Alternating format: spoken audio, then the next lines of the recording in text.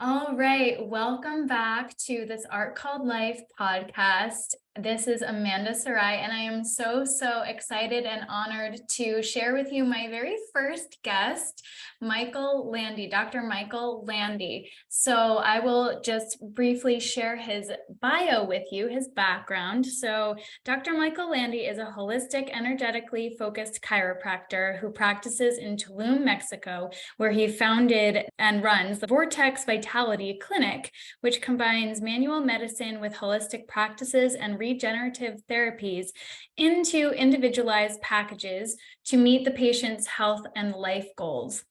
Additionally, he lectures on the energetic geometry of existence and how we are designed to connect. So I wanted to bring him on because I know Dr. Michael personally from when I was a patient of his in Tulum, and we always wound up falling into these incredible conversations, really interesting discussions. And every time we speak, we just open up into this really fascinating realm of consciousness. And I just thought he would be one of the most amazing first guests for this podcast. So I'm very grateful and honored that he has agreed to come on. So I went to him for chiropractic initially, or is that how you say it? Chiropractic adjustment. Exactly. And yeah, It's chiropractic. it's a critical term. Yeah. So I had spinal misalignments going way back from how I carried my bag, gymnastics, who knows. So it was not my first foray into chiropractic, but it had been a while since I got an adjustment. And of course, as I went on my own journey, I learned more and more about the importance of energy flow within the body. Little did I know, Michael is actually a very highly adept energy worker, in addition to having this really deep background in chiropractic. So here we are. I would love to pass the baton to you, Michael, and share a little bit more about your journey, what got you into this. I know it began initially with an injury that you had. So I would love for you to share with the audience more about how your journey of entering into this realm of healing began and how it's evolved. Well, like most people who get into healing or chiropractic in particular, it begins with the need for healing themselves. Like some people, it's a calling, but I think most people, they experience these benefits and these changes, and then they want to share them. So my first passion in life was martial arts and capoeira. And I was living my life to train martial arts, and particularly capoeira. I was in a performance group and I taught courses, and I would travel to Brazil 3 or 4 times a year. And in the course of studying martial arts, I had actually studied a little bit of body work because, they're the same thing. The only difference is the intention. Both are force applied through anatomy, whether it's a great amount of force or a small amount of force, and the only difference is intention. So the healing arts and the martial arts are really intimately connected. I love So that. The intention being the difference. it's really the only difference. The exact same motions that I can do as a chiropractor to change someone's life and really help them could be quite harmful if they were done with a different intention. Right. Uh, Right. so again, it's just energy applied through anatomy. So I hurt my neck really badly doing capoeira, and I went and saw some traditional Western doctors, and they all told me the same thing. They told me to stop training what I loved and start taking painkillers. And this was about 25 years ago. So I always wonder what my life would have been like if I had listened to them 25 years ago and stopped the movement, stopped what I loved, stopped my passion, and traded it in for painkillers. I wouldn't have found the career that I loved. And I have a feeling I would be not as healthy and not as happy and not as satisfied with my life. So already we're seeing, how the physical affects the energetic, and together we create a pattern that forms life. So anyway, I had a neck problem and the doctors couldn't help me. So I went and saw some acupuncturists because that was what I was familiar with. And the acupuncturist told me I needed a chiropractor. Hmm. So I walked into this chiropractor's office, old guy, And I didn't tell him what the other medical doctors had said because I was scared he would send me away and not be willing to talk to me. And so I explained the situation, and he looks at me and he goes, "So this is where I tell you can't do that stuff that you want to do, and you walk out of here and I never see you again, right?" And I look at him, all of a sudden I'm listening. I'm like, oh, I'm like, yeah, you're right. He's like, "You do everything that I tell you to do, and I'll have you training again." So I went through a very intense program with him. I couldn't train for at all for a month, and then there was more months of limited training. But eventually, I got back to the point where I could train. And along the way, I started adding, more internal practices to the healing. I was already familiar with Tai Chi and Qigong, but I really got into them as part of my own healing journey. And that was my first introduction to energetics. But it was still the idea of energy or chi being an internal phenomenon. I've gotten out to the world of, the whole energetic matrix that we live in and we connect through, which is so delicious, and we're going to talk about later. Yes. Yeah, so that was the entry that led me to be a chiropractor. And over time, the chiropractic work became more and more subtle, or I should say, the range of the chiropractic work became bigger and bigger, because I still do the manual manipulations, which is kind of like fixing the foundation, and then from there we can work into more and more subtle aspects of our being. Right, right. Yeah, there's a number of things that I loved in what you said there. And number one being that you really followed your intuition and didn't allow the limitations that the doctors placed on you to shut you down, and to allow that limitation to rule your life. Because unfortunately, that's one of the biggest things I see in society, particularly as it relates to medicine, Western medicine, is that we allow our limitations to guide our life. And of course, this broadens into a whole spectrum of things, but particularly when we get into healing and injury and recovery, that those quote unquote traditional models, which are really not traditional, they're new, they're very much heavily based in limitation. And when the doctors give you XYZ months to live, or years as the case may be, or they say you'll never be able to do this again, there's no way we can help you, people really internalize that. And the more power we give to belief, that's the placebo effect or the nocebo effect, as it were, then the more that will become our reality. So I really love that from the get-go, you did not choose that reality for yourself, and you trusted and you knew that there was something more that was possible, that there was something more that was available to you. And then of course, getting into the physical body being the foundation. And as we get into the more subtle aspects, things actually paradoxically expand. So yeah, thank you for that beautiful introduction. And I would love for you to share more about how the energy work started to evolve and develop and flow through you. Well, it's interesting how everything flows the way it's supposed to. And I love what you said just then, because on my own personal journey, I didn't really. Right now, I'm at a point where your mental outlook, your belief system, your habitual actions are the base of everything. If we don't start by changing that, all the therapies useless. So for all the programs I do, for everyone I have the chance to work with, I try to implant that we have to start with a mental change and broadening the field of possibilities that are out there. Medicine wants to limit your possibilities. I don't want to digress into talking about the problems with the medical system, because I could go on about that for hours. Oh yes. Vitalistic model that I like to follow, which is why I call it Vortex Vitality Clinic. Everything begins with possibilities. Everything begins here.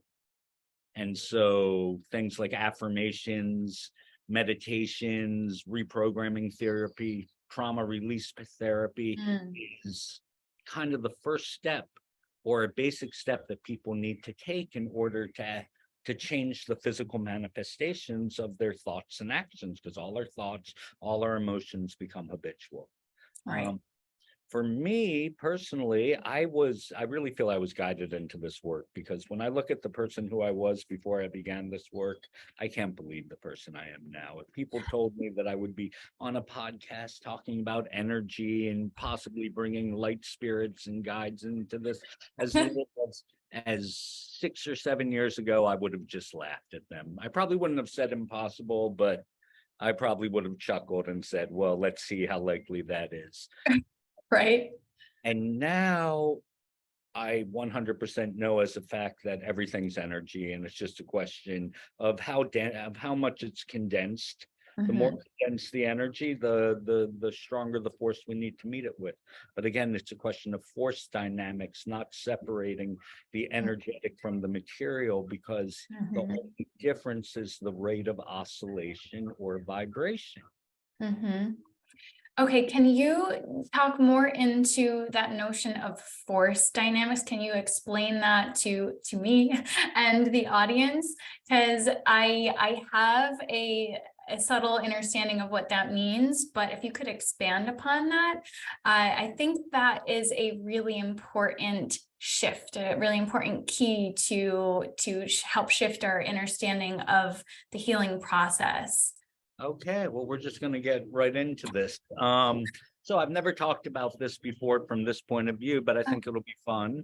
Okay. Force dynamics are what I call meeting the appropriate lesion or blockage with the appropriate force. So if you have two bones that are really stuck, that aren't working right, that are guarding each other in a big muscular person that's been doing manual labor for years and developing the same muscular pattern, the same muscular movement patterns and the same guarding and compensation, there's a lot of force keeping this person stuck in this in whatever his pattern is. And a lot of it are physical forces, and a lot of it are physical forces that have been patterned a certain way. They've grown a certain way. So this creates a certain need to be this. So this can be countered by appropriate forces. Okay. When we get into the world of energetics are very subtle forces. They can have very powerful effects, but they're very easy. It's very easy to change energy. I can change energy like this. I can say, bad Amanda. Oh my God, the energy just changed, right? But then it comes back. Yeah. I can say, you're beautiful, Amanda. The energy changes again, but then it goes back. So that's why tools like meditation and self-awareness and being present can really change one's life if they're practiced constantly, because the force dynamic we're using there is a very, very, very low amplitude, subtle force that we need to maintain for years to affect the change we want. Okay.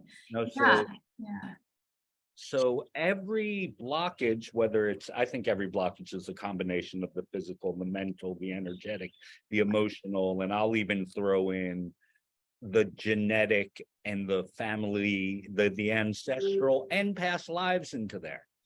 So figuring out the right force dynamic or the right group of therapies that we need to release ourselves from these holding patterns can be exquisitely complicated. Yes, I have learned this on my own journey, that it is not nearly as straightforward or linear as I initially thought it was, that we have taught it would be, have been taught it would be. It is not like that at all. And we do, of course, live in a quantum reality, not a Newtonian linear reality. And that is the shift that we are undergoing as a collective. And it's a bumpy ride as we figure out that things are not as we thought they were, and things are also shifting rapidly, which is why I really appreciate your work and how you work. Because when I went in, it was a very, very soft and subtle energy that was working through me, versus like there was, some adjustment going on, to be sure. But overall, it was a much more subtle energy work working through my energy field. And I felt a really profound difference as well. So when we begin to open up to these realms of energy, we can really begin to notice the shifts in our lives and feel the internal shifts as well. But as you say, it is something that requires consistency. So yeah, I think that is a really important layer to bring to awareness here as well. So yeah, I would love for you to also just share a little bit more about the way that you feel the energy flowing, how that specific energy work came to you and through you when you work with your clients, your patients. Well, one thing that I've been working on a lot lately, and that I've started to talk about at various lectures, and I think hopefully soon I'll have the time to put together or finalize an online course that I've been putting together on it, is what I call the chakral system. Everyone knows what the chakras are, and everyone knows about your posture. But what fewer people have probably put together, although I'm sure quite a few people know it, even if it's just intuitively, is that they're the exact same thing. One of them is looking at it from a structural viewpoint, and the other is looking at it from more of a energetic connective viewpoint. Like where's our energy flowing? Where's it getting stuck? But they directly correlate with each other. For instance, if your posture's nice and straight, the energy flows, your heart's open, your diaphragm's engaged, you breathe well, your crown's open to the heavens, your third eye isn't compressed or blocked, and your voice vibrates nicely and you hear well, because the throat chakra, for instance, includes the ears, which a lot of people don't realize. They think it's all just about speaking louder. But it's not. It's about being open to the real meaning of vibratory communication. So when we sit up straight, the chakras align to each other. As soon as we have a negative thought, like I'm going to think about how I got teased in second grade and was just tortured by the other kids, what happens? The posture, My yes. posture. What am I doing? I'm shutting down my heart chakra. Shut down here, the energy from my lower chakras cannot flow into my upper chakras. The upper chakras, the heart chakra, is how we have to start to open, and then the upper chakras are how we really connect with the different forces, the different layers of existence. So on the converse, when I'm like this and I'm on my cell phone or I'm on my computer and I'm shutting myself off to true connection through this artificial one, how do I shift it? And I'm also compressing my digestion. I'm compressing my heart. I'm not breathing as well. I'm not getting as much oxygen. I'm putting too much stress on my neck. How do I shift it all? How do I shift the energetic flow? I sit up straight, engage my diaphragm a little bit, empty my mind, and breathe. And when we look at this from a biomechanical point of view, what's really interesting is that consciously, I'm not doing anything above my diaphragm.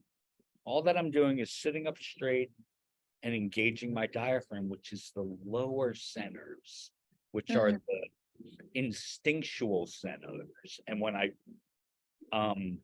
engage them under in a way of mastery or control, all of a sudden the upper chakras align automatically. If I stay like this, I can never fix anything. I'm going to go like this forever and just hurt my neck more. But all that I have to do is sit up straight, and all of a sudden everything aligns, and I connect with the higher energies, and I can be in flow. I think flow state is really what people want when they say happiness. I think happiness is a little artificial fairy tale ending, like you're on vacation. A little fluffy. Yeah, no, I don't really know. Like, I'm happy. Give me another drink or something. I don't know. Right. Right. Um, but flow and satisfaction is when we're not stuck in our head. And Yeah. then, when we get out of our head is when we can access all these fields around us. Yeah, that's I beautiful. mean, Oh, sorry, to I was just saying that's why we have to sit up straight and smile, because it really is that simple, but yeah. simple is not easy. No, no, exactly. That distinction is so important. These adjustments, to use that word very deliberately, these adjustments we have to make in our life, in our mind, in our perception of reality, in the way we operate and behave, it is really simple, but it is not easy because these old patterns, these old conditionings, they are so deeply ingrained within us that it does take that consistent work that you mentioned earlier. It takes that consistent practice of showing up. And I also love that you said too much in our head, because a lot of what I've been discussing in the last year or two or whatever is out of the head into the heart. This has been my biggest lesson, my biggest journey. And I see that for the collective as well. We're all connected. We all have these same patterns really underlying most of our stuff.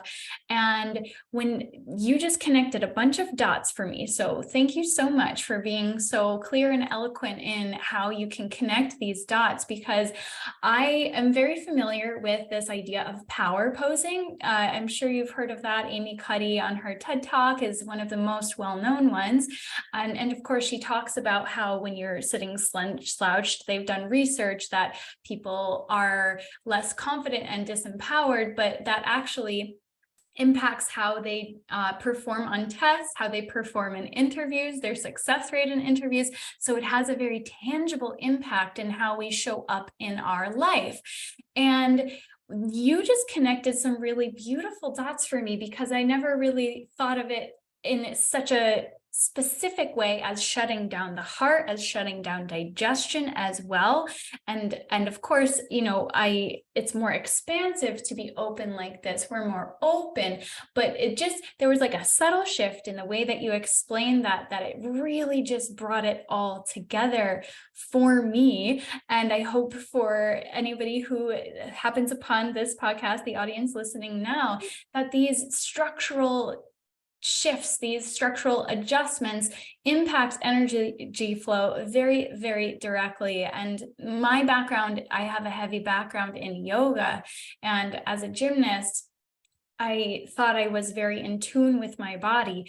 And the truth is, I had so much more to learn. And I learned a great deal from yoga about posture. And I do catch myself a lot. And this is what our modern society, as you said, we're hunched over our phones, our computers. When I was in grad school, I was just a busy little bee writing and reading. And I spent a lot of my time in grad school hunched over. And it was right before grad school that I learned I needed to get a backpack. I could not do those heavy shoulder bags anymore that I did in college. So, I started to become more and more mindful of these things. And that was back in 2012, interestingly. I had my first, what I would call download come through that year in grad school.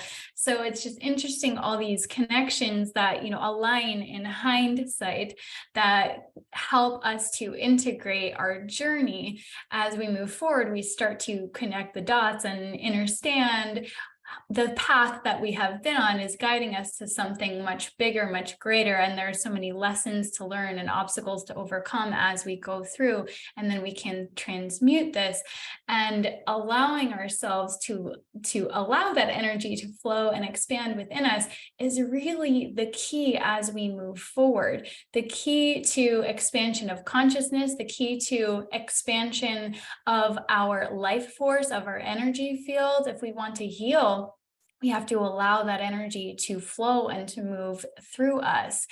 So I would now love for you to share a little bit more about, because I know we have had our discussions about our journeys to Egypt, our separate journeys to Egypt. You went in December, I went last year.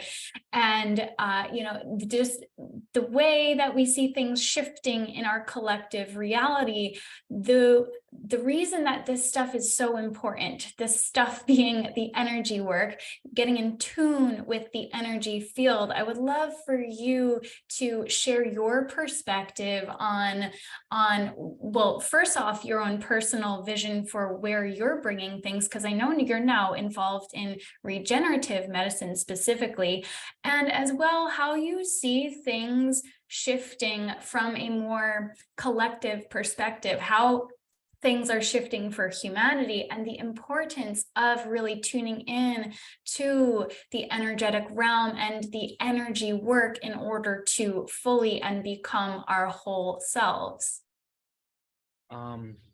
Okay. Well, Yeah, a it, lot. there's a lot there and a lot of tangents I'd like to go on and ways I'd like to answer.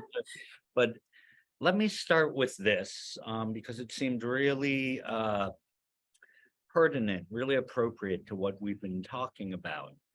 And when we talk about energetics, when we talk about the fundamental structure of the world, there is a geometry and a mechanics to it, okay? And this geometry and mechanics is guided by an intelligence, but it still is a geometry and a vibration. And then all of us human beings, we attach a story to our experience of this vibratory geometry. And the story is shaped by, our social conditioning, our biology, our biome, our ancestors, our karma. All of these create our story. And the story is important, and healing from the story is important. But you can balance that by removing yourself from the story and realizing that there's also a geometry that exists independent of the story. For instance, if we're looking at a color, you could call a color yellow, I could call a color green. There's probably 100 other colors in between that we could say it was, and we would never know who was right. If we take the frequency of that color, that's a number. That we can't argue about. Right. Everything after that is a story. Right. So in being able to remove ourselves from the story and just see the geometry, just feel the energetics, it's such a valuable tool. Oh my God, what just made me lose my power? It's okay. I don't even need to know what made me lose my power. I'm going to regain my power. Right. Right. Right now I'm looking out at all of these beautiful leaves in front of me, and they're leaves, they're green, they're beautiful, or they can be a portal into the geometry of the world. And if you look at them and meditate and flow down those energy lines and develop that sensitivity and that sense of presence, they can be a portal into creation and manifestation and imagination, because they are the lines that connect everything. So being able to remove ourselves from our story so we can come back to it later and have more power over it and shift it is a really valuable tool. And that's kind of where I see my greater work and where I want to integrate everything from the physical work to the regenerative medicine. Really, this is a secret.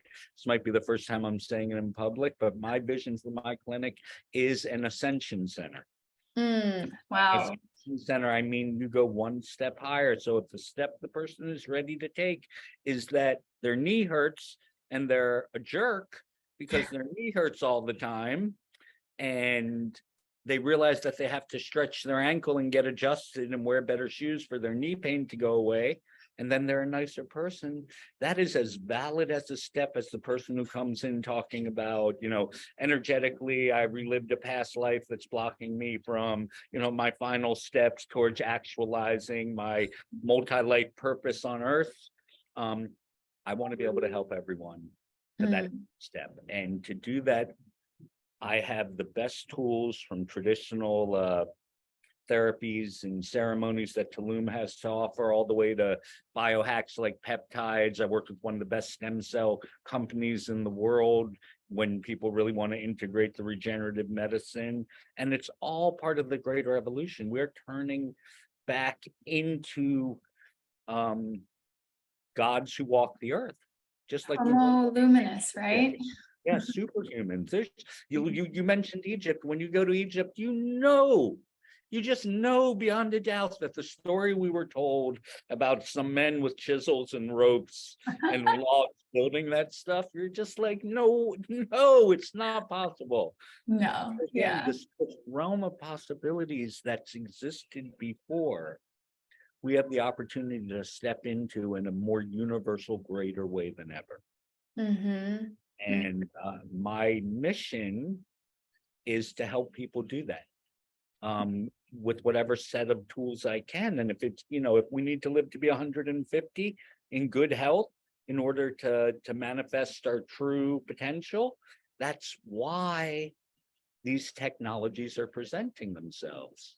Mm-hmm. And, personally, if you want to go there to ancient Egypt, I have a feeling. So the technologies we're having today, I think, for instance, in my little clinic in Tulum, Mexico, I get stem cells that are freshly extracted from pure tested umbilical cord. And I activate them with a specific frequency green light laser to make them more pluripotent and live longer.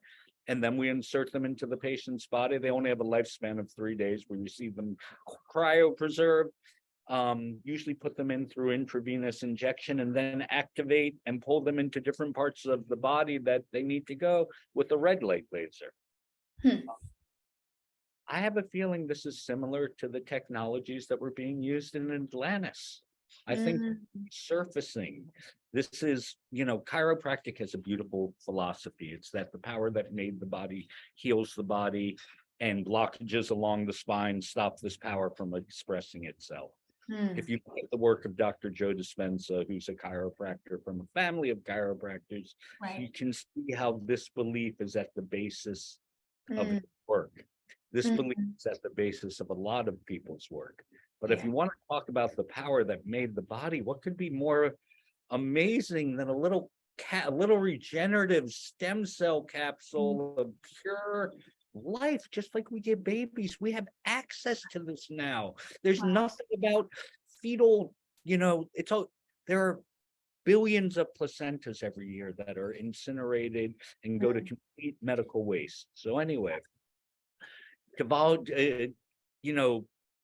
reintroducing ancient technologies, whether they're meditative, and the belief that we can be wizards, that we can manifest, that we can, if we work for years, if we put the time in and we practice, we can develop special abilities that are beyond the understanding of humans. Is, to me, it's obvious. Think about it. If you practice drawing or playing an instrument for 20 years, imagine what you could do that would have seemed completely impossible the first day you tried it. So again, Right. The energetic world and the material world are the same thing. It's just a question of subtleness and how much attention are you willing to pay so you can experience the subtle world that is so delicious, so wonderful, and has so much magic in it for us. But you got to work. Yeah.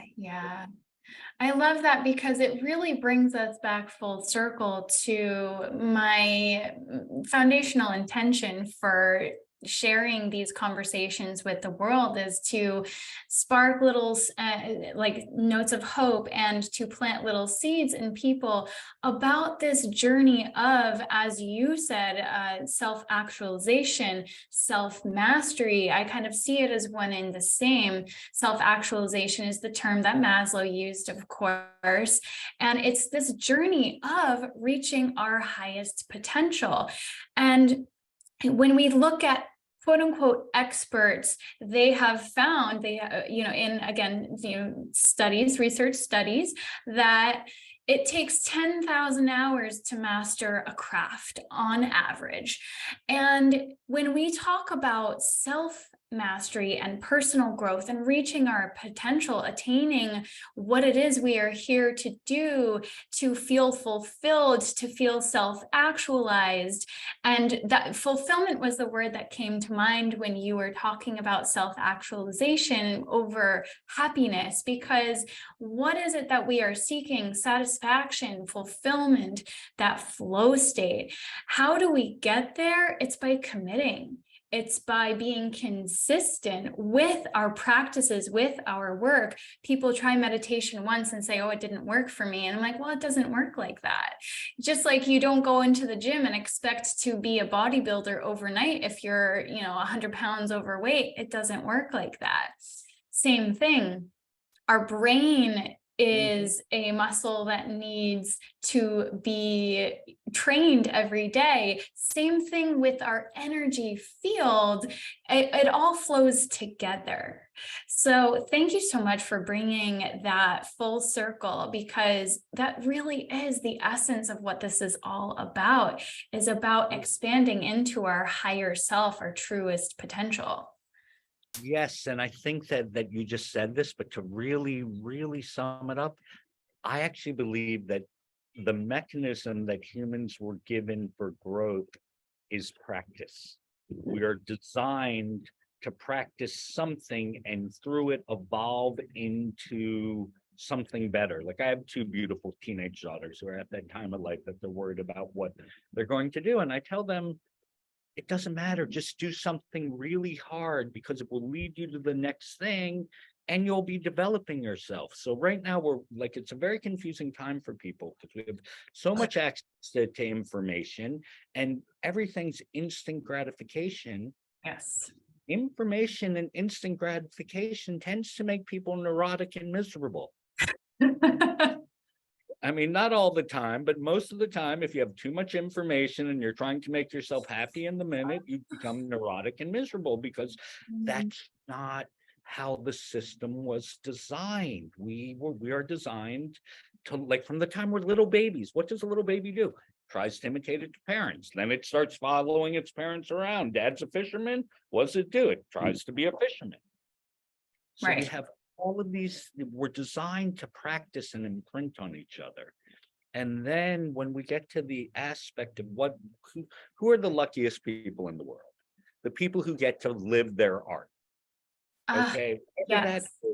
That's everyone, that's really, who do you admire more, or who do you envy, even if envy might not be the right word, more? Someone who made a ton of money as a businessman, or someone who made a ton of money as an artist, as an artist, because they were doing what they love. And to me, the definition of an art is something that you never fully master. You always get better. You can keep on growing with it. So this practicing an art to mastery is the same road to being fully present. It's the same road to flow. It's the same road to energetic awareness. It's the same road to purpose. And it's very connected with our physical bodies, or at least in my path. And I think that's the easiest path for most people, not the only one. So yeah, beautiful. And yes, so obviously the name of my podcast is This Art Called Life, and that is the name of my blog that came to me 7+ years ago. And now I need to be very clear. I never considered myself to be an artist. I didn't think I was that creative either. I was very intellectual, very studious in school. And it was actually in 8th grade that I chose honors English over honors art, because going into high school, I had to make that choice because small school, only one time slot each. And I thought English would look better for the college resume. That's what everybody told me. So I had these little tasters, but as I moved through my life took so many unexpected twists and turns in adulthood, and I still did not really know what I was going to do with my life at the age of 30, because I was not happy in what I was doing, and I knew that there was something more for me, but I had left the idea of becoming a doctor and becoming a therapist and becoming a research psychologist. I'd left all of that behind. Even though I had, I would have been able to pursue any one of those, something felt off to me.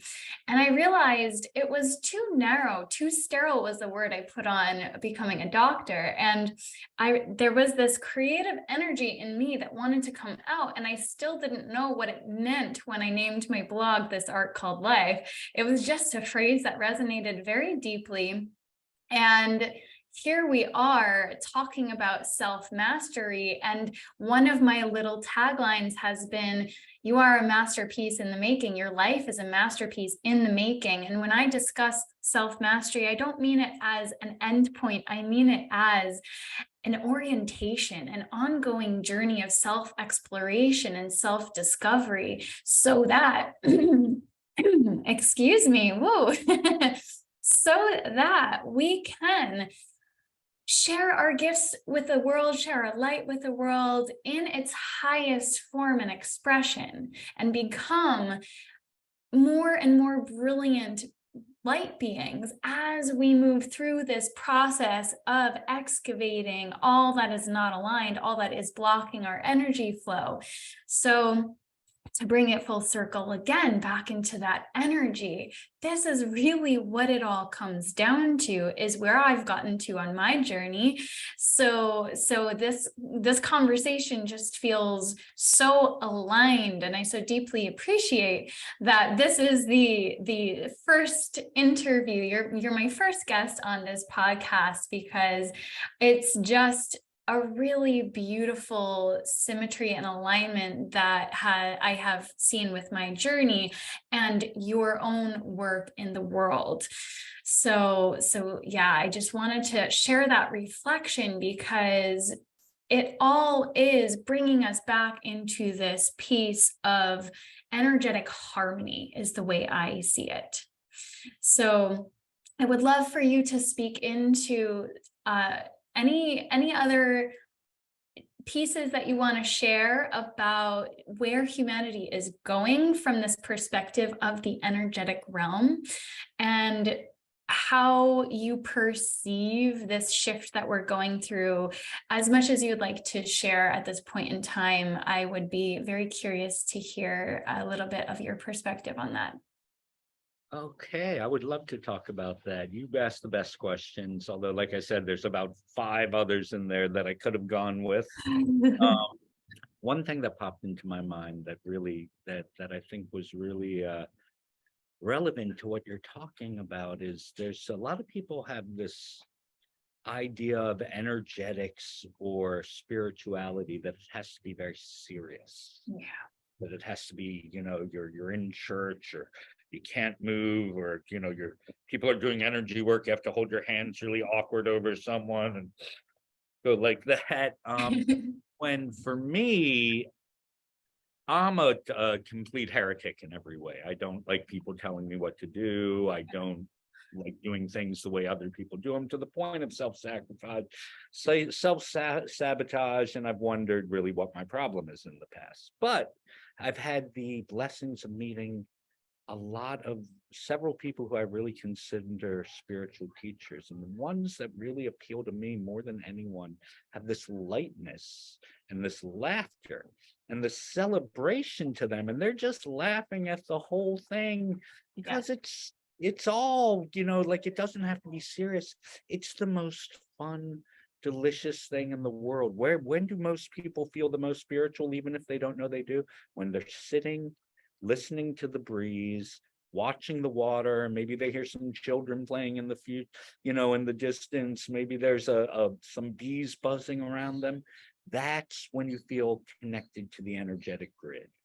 Mm-hmm. Now, we live a very, very special, magical time And we can see this in all the people who are really watching, the subtleties can see that we're living in a time where the energetic matrix is becoming more palpable to us. We have greater access to the energetic happenings of the world, whether it's from being a greater empath, whether it's from feeling collective sorrow and anxiety more, whether it's from being contacted by a light being or starting to sing spontaneously in light language, or going into trance when you're in your yoga class. The separations between what we consider material and what we consider energetic are becoming thinner and thinner.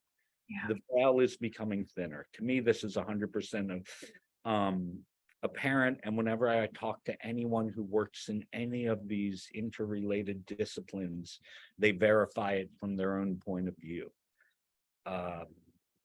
So to me, the self-mastery component, and self-mastery is one of my favorite topics, is what we need, because things are becoming intense. If you feel everything, if you have access to all this broader bandwidth of energetics, that is intense. That can make you go crazy. It can make you neurotic. It can make you a nervous wreck. It can make you lose control of what you want to do. It can make you physically sick.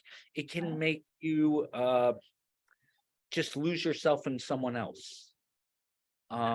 So it's really the self-mastery portion. It's like, how can we sit in this field of intensity and hold our posture so we shine our light, so we mechanically, if we sit up straight, the energetic torus surrounding our body gets bigger. When it gets bigger, it connects with more people. When it gets bigger, it connects with the quantum field of time space, or the ether, which the alchemists used to call it. Mm-hmm.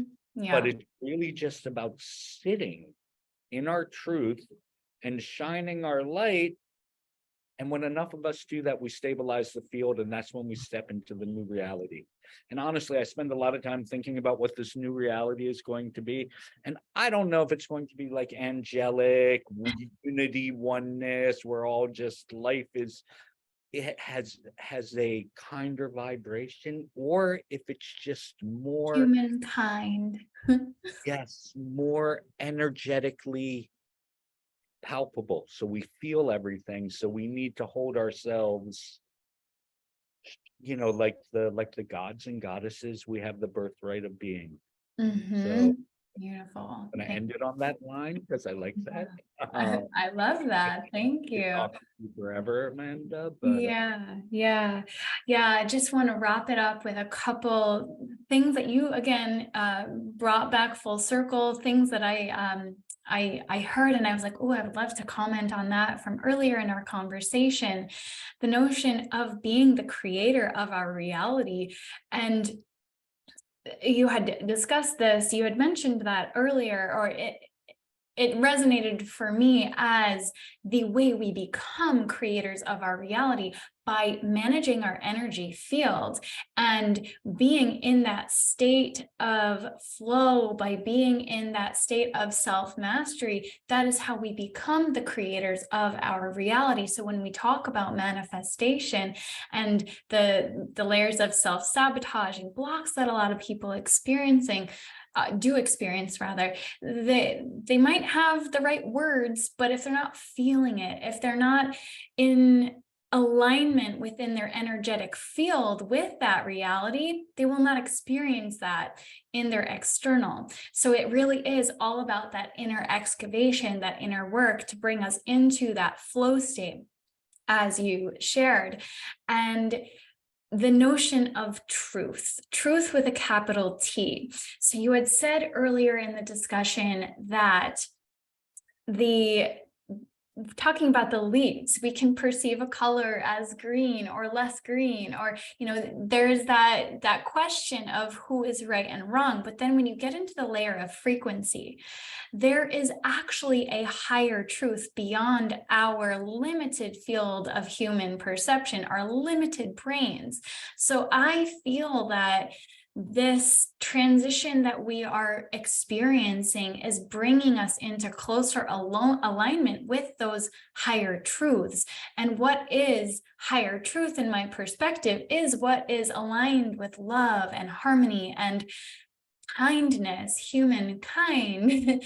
And I just think that we are in the midst of a really profound shift in humanity. Again, what it is going to look like precisely is difficult for anyone to know, really. I do think it's going to take a little time, because to bring it back to the grid of the planet, what I just heard yesterday, to connect what you were saying, is that most of the grid itself of the planet that held the old energetic imprints of persecution and density, the planet herself has largely been purified, brought back into coherence and harmony, the grid lines, the ley lines of the planet. And now it is actually up to us, each one of us in our individual state of existence, to purify ourselves, because now we are the ones holding the dissonance, the disharmony that we are seeing reflected in our reality. So we are in this process of purging, of purification is the word that I like to use now, of bringing ourselves back into alignment with those higher frequency truths of love and harmony and bliss and peace and joy. When you were talking about it doesn't have to be so serious, I was like, yeah, some of my most spiritual experiences were when I just felt joy, when I was dancing, when I was feeling free and liberated, living my life.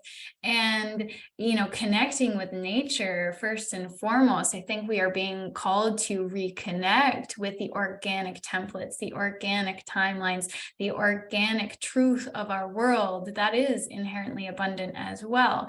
So bringing it back into that layer of truth, we have to purify our system of all that is not in alignment with that. And that really comes down to our energetic field, where we hold the trauma, where we hold the wounds, where we hold the limitation, the limiting beliefs, the blocks that keep us in this smaller state of being and out of our self-actualized state. So thank you again for such an amazing conversation. And if people would like to connect with you, can you share how they can do that? Of course, you're in Tulum. You can see the beautiful jungle behind you. So how can people connect with you? How can they work with you?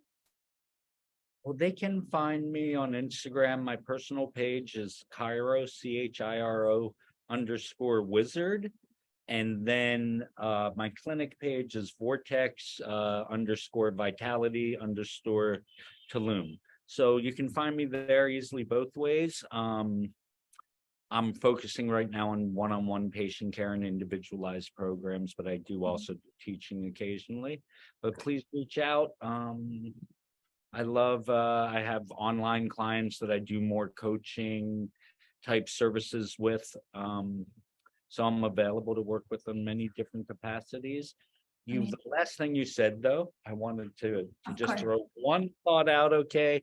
Yeah. This is the whole point of what I was talking about with the chakras plus the posture.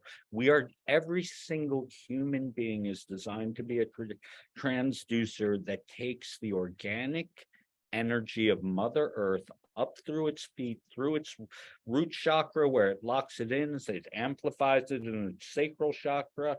It channels it through our solar plexus chakra up into our heart, where we begin to expand, so it can enter our throat chakra, where we vibrate the universe and receive the vibration back in the form of communication and song. And then we can lift it to the higher chakra of the third eye, where we have greater expanded sight until our crown chakras opens.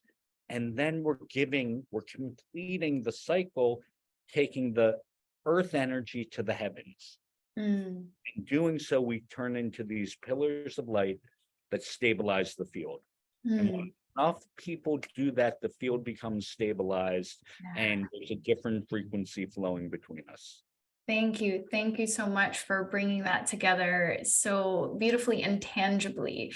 I think the way that you convey these rather difficult concepts, it really makes it tangible. So I really do appreciate that, because I feel that for me, it has brought some pieces together that I'm like, oh, now I understand that so much more clearly. So I really do appreciate you. And it was the wizard piece, that we are magicians. We are the creators of our reality. So yes, we are wizards. And thank you for embodying that.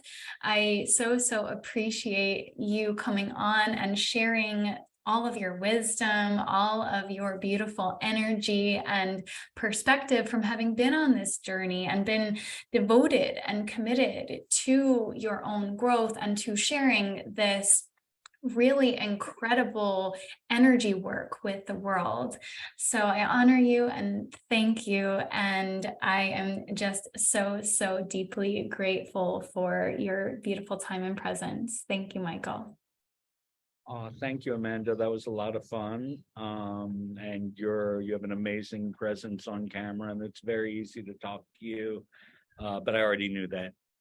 We could go on for hours, but yeah, that was really fun. And I'm here for however might be of service. Okay.